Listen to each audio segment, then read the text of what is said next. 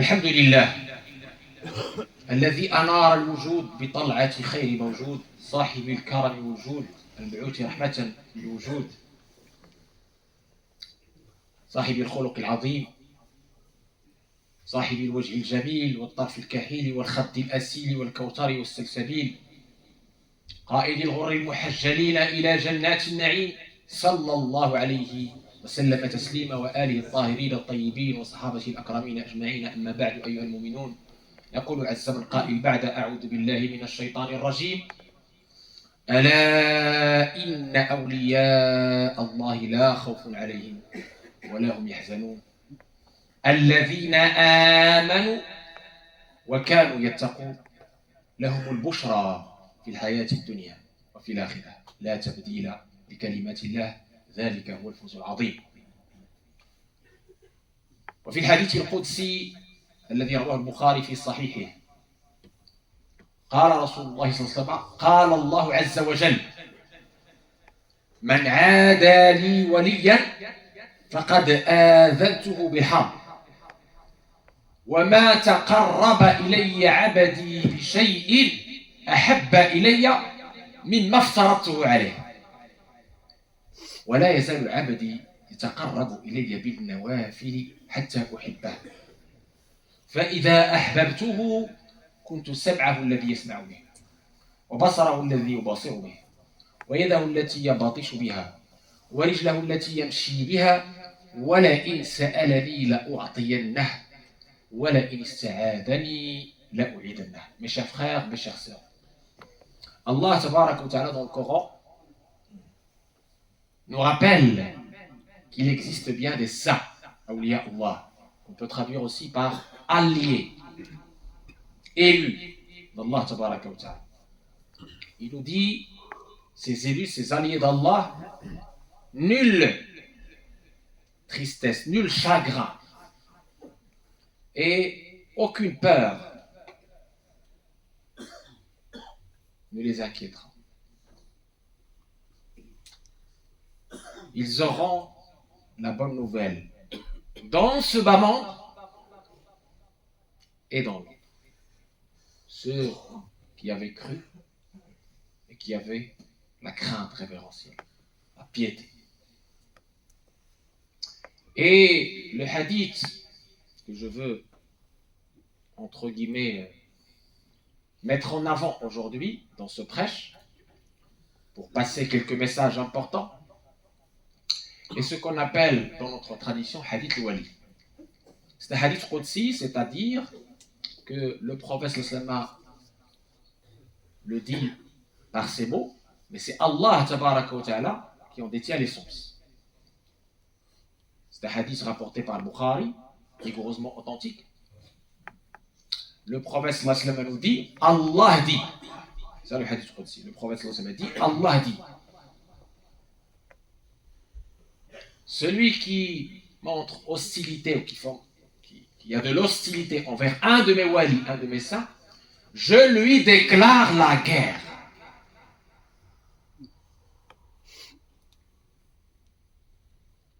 Et mon adorateur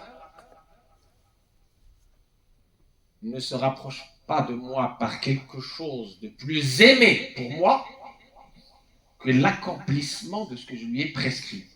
C'est-à-dire les fara'id, les piliers, les obligations.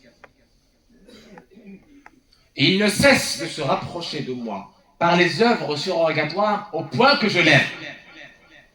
Et lorsque je l'aime, je suis son ouïe. Je suis l'œil par lequel il voit. Je suis la main par laquelle il saisit. Et je suis le pied par lequel il marche. S'il me demande, assurément je l'exauce. Et s'il cherche auprès de moi asile, assurément je lui donnerai.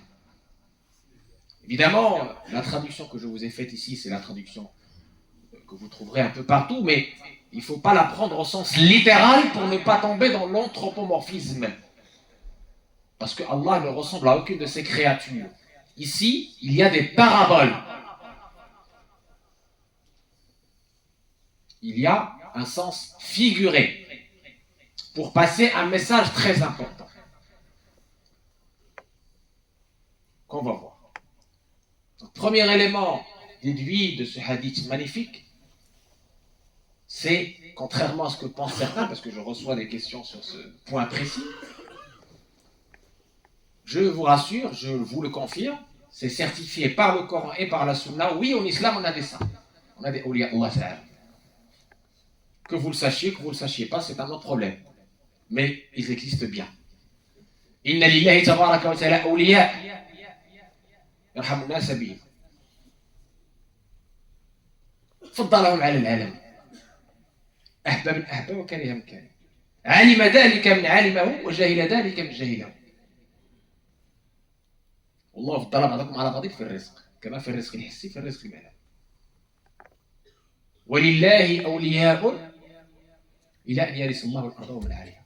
Et ces awliya sont, alhamdulillah, en toute époque. En toute époque. Ils ne sont pas restreints à la période prophétique, en toute époque, alhamdulillah. Et dans tout lieu, par la générosité et la grâce d'Allah, Allah tabaraka wa ta'ala a permis à certains d'atteindre certains niveaux, certaines stations spirituelles. D'abord par sa grâce, fadl, et ensuite par les efforts de ces gens. Mais d'abord par sa grâce. أولا بفضله لا يكون الولي وليا إلا أن يتغمده الله برحمته وفضله ومنه وكرمه أولا قبل أن يكون لذلك الشخص عمل يذكر الله تبارك وتعالى يخص برحمته من يشاء والله ذو فضل العظيم. Ça, c'est un premier élément très important déduit de ce hadith. Deuxième élément déduit de ce hadith, mes chers frères, mes chères sœurs, qui est très important. Inna Allah lam ya'zan fil harb illa litnayn akilu riba fa in lam ta'alu fa'adhanu bi harbin min Allah wa rasulihi wal mu'adi li awliya illah. Allah tabaraka wa ta'ala, nous disent les savants, n'a déclaré la guerre qu'à deux profils de personnes. Deux profils de personnes. Celui qui se nourrit de riba, et ça on en a parlé, on a fait même un séminaire sur ce que c'est. Des séminaires même. Et deuxième catégorie, celui qui est hostile, qui a de l'animosité envers awliya Allah. Parce que Allah les aime. Il faudra donc les aimer. Parce que Allah les aime. Le prophète les aime. Il faudra donc les aimer. Parce que le prophète les aime. Ils sont le conducteur vers le prophète. Ils sont les héritiers. Tu ne peux pas aimer ou prétendre aimer le prophète et Allah si tu n'aimes pas ses héritiers, si tu n'aimes pas ceux qui sont sur ses pas. C'est pas logique. Très important. Troisième message, d'une importance capitale. Le chemin de la wilaya. L'ascension vers cette station sublime de l'ihsan, de l'excellence. Où la personne a reçu cette grâce d'Allah parce qu'il s'est purifié intérieurement de toutes les maladies. Et qu'il est en conformité avec la sunna de Sayyidina Muhammad sallallahu alayhi wa sallam. Le chemin vers la wilaya commence par l'accomplissement des devoirs. Parce que mon frère, ma soeur, tu vas être jugé sur les devoirs. Tu ne vas pas être jugé sur le surrogatoire, le petit plus. Non, tu vas être jugé d'abord et avant tout sur les devoirs. Et en islam, on a des devoirs, des obligations culturelles, comme les 5 prières quotidiennes, comme le jeûne du mois de Ramadan, etc. Et on a des devoirs aussi des obligations comportementales, des devoirs comportementaux, comme la bienveillance, la bienfaisance aux parents, comme la bienveillance aux voisins, etc. etc. Ibadat ou amalat. On ne peut pas séparer les deux. C'est impossible. Donc, l'accomplissement des obligations, c'est le premier pas. Parce que c'est ces obligations qui vont être jugées et ce sont les actes que Allah aime le plus. comme le dit le hadith. Ma taqarraba ilayya 'abdi bi shay'in ahabba ilayya mimma aftaratu alayhi. Et un jour, le prophète alayhi salam était en train de citer les obligations de l'islam. Et puis quelqu'un, il se lève, il dit au messager d'Allah, af'alu hada la azidu alayhi wa la anqus. Je fais que cela au messager d'Allah. Je ne diminue pas et je n'augmente pas. Je fais que cela. Point. Je veux le 10 sur 20, entre guillemets. Le passage. Qu'est-ce qu'a répondu le prophète alayhi salam? Celui qui veut se réjouir et voir le visage de quelqu'un du paradis, qu'il regarde celui-là. 10 sur 20, tu es au paradis. Très bien. Donc, premier élément. Prioriser. Mon cher frère, ma chère sœur, prioriser. Prioriser l'acte sur lequel tu seras jugé par Allah. Et c'est celui-là sur lequel tu dois te concentrer et bien le faire. Comme je dis à chaque fois que l'occasion se présente, un exemple très simple. Les tarawih du mois de Ramadan, ce sont des œuvres surrogatoires. Le dérangement du voisin, la gêne du voisin est un péché. Et donc, le respect du voisin est une obligation. Je ne peux pas venir ici prétendre m'approcher d'Allah, plaire à Allah, faire cet acte de tarawih qui est une œuvre surrogatoire dans les nuits du Ramadan, en bafouant une obligation. C'est pas logique. Tu as un problème de compréhension de la religion. Tu as un problème de priorité, mon cher frère. Vous voyez, très important. Comprenez votre religion pour pouvoir jauger des priorités et ne pas vous tromper. Parce qu'il y a des choses sur lesquelles vous allez être jugé, des choses sur lesquelles vous n'allez pas être jugé. Deuxième niveau. On ne parle plus de 10 sur 20. On parle de 19 sur 20, 20 sur 20. L'excellence. Ihsan. Là, on rentre dans quelque chose de sublime. ولا يزال عبدي يتقرب إلي بالنوافل حتى أحبه. Allah Akbar. L'amour d'Allah. Plus précieux que toute autre chose. La station sublime. Au-delà de laquelle il n'y a pas de station. On en a parlé plusieurs fois. On a fait des séminaires et des conférences sur cet amour. Avec un grand A. L'amour. Le seul qui compte. L'amour de l'éternel.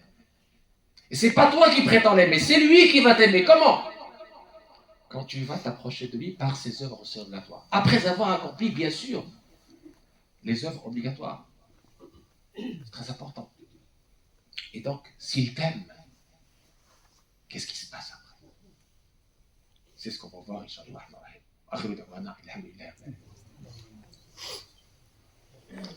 Alhamdulillah, الواحد بلا عدد. الحمد لله رفيع السماء بلا عمل. الحمد لله لم يولد ولم يلد والصلاة والسلام على المبعوث بالرشاد وآل المهتدين. أحبتنا في الله.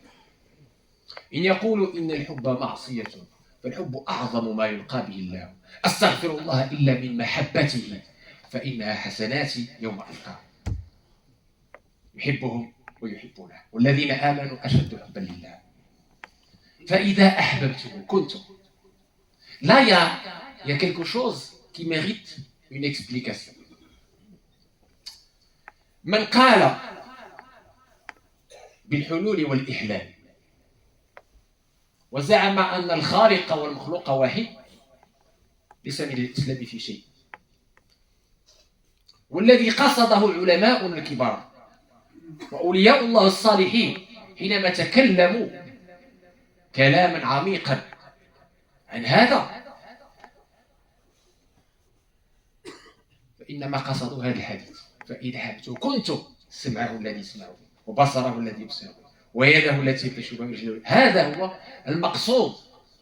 يعني لست أن تحل في الله أو يحل الله. حاشا وكلا. الله تبارك وتعالى يقول ليس كمثله شيء هو السميع البصير. الله الخالق وأنت المخلوق. أنت من المحدثات. لا تشبيه ولا وصفا ولا مقارنة بينك وبين الخالق سبحانه.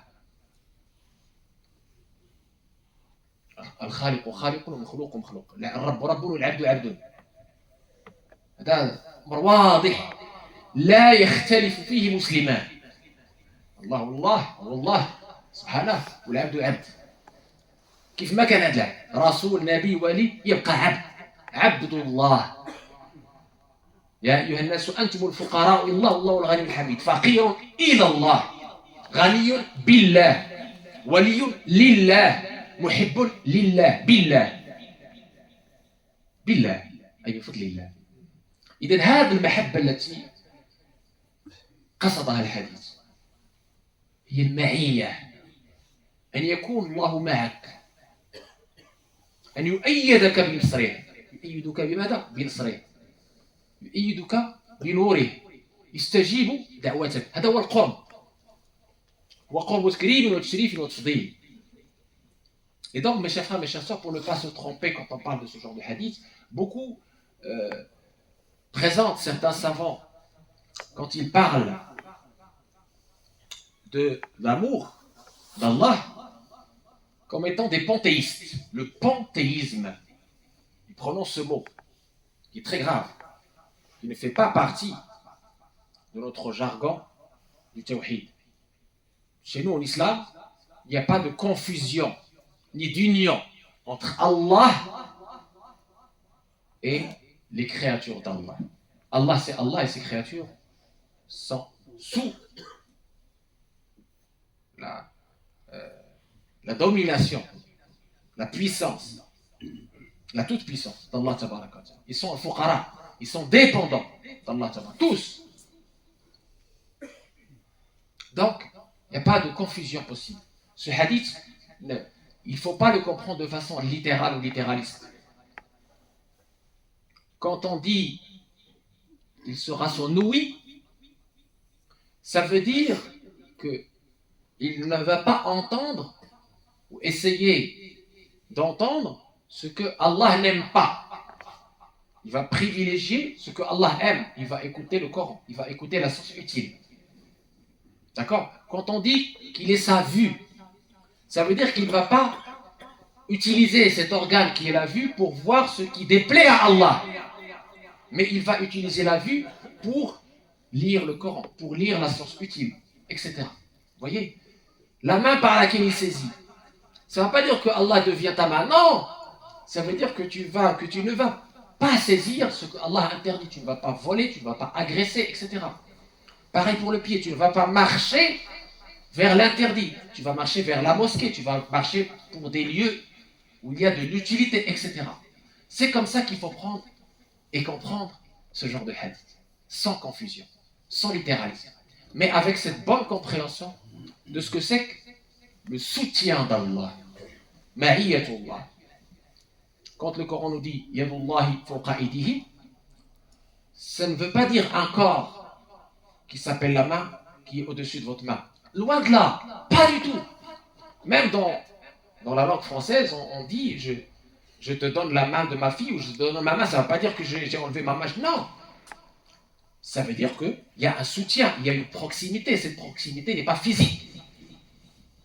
Cette proximité, idem dans le hadith de Nuzul, au dernier tiers de la nuit, c'est une proximité d'élection. C'est une proximité qui veut dire que Allah t'exauce,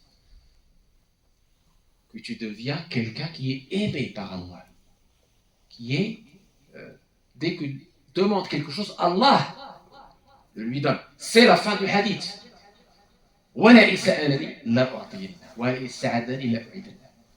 Je l'exauce dès qu'il me demande. Et s'il demande auprès de moi asile, s'il demande auprès de moi protection, je le protège. Tu es le protégé. Tu deviens le protégé d'Allah, le bien-aimé d'Allah, l'élu d'Allah. Parce que tu as fait l'effort pour aller vers lui contre tes passions, contre tes instincts argileux, des instincts bestiaux. Et tu as mérité, en contrepartie, qu'ils viennent vers toi, non pas physiquement, mais qu'ils viennent vers toi par le soutien, par le fait d'exaucer tes vœux, par le fait que tu ressentes de la paix intérieure. Et ça n'a pas de prix. Cette paix intérieure, c'est le bonheur sans faille. C'est ce que les savants appellent Jannatul Ma'arif, le paradis de la gnose. رزقنا الله وإياكم جنة المعارف معرفة الله عز وجل في الدنيا والنظر إليه في الآخرة. ما طابت الدنيا إلا بذكره وما طابت الجنة إلا برؤيته. رزقنا الله وإياكم حسن الفهم وحسن الاستماع وحسن الاتباع. آمين يا رب العالمين. هذا وأكثر من الصلاة والتسليم على من بكثرة الصلاة والسلام عليه تحت الأوزار وتنال منازل الأبرار وترفع الدرجات وتكفر السيئات وتستجاب الدعوات. إن الله وملائكته يصلون على النبي يا أيها الذين آمنوا صلوا عليه وسلموا تسليما. اللهم صل على سيدنا محمد وعلى آل سيدنا محمد كما صليت على سيدنا إبراهيم وعلى آل سيدنا إبراهيم وبارك على سيدنا محمد وعلى آل سيدنا محمد كما باركت على سيدنا إبراهيم وعلى آل سيدنا إبراهيم في العالمين إنك حميد مجيد. قوموا إلى صلاتكم يرحمكم الله.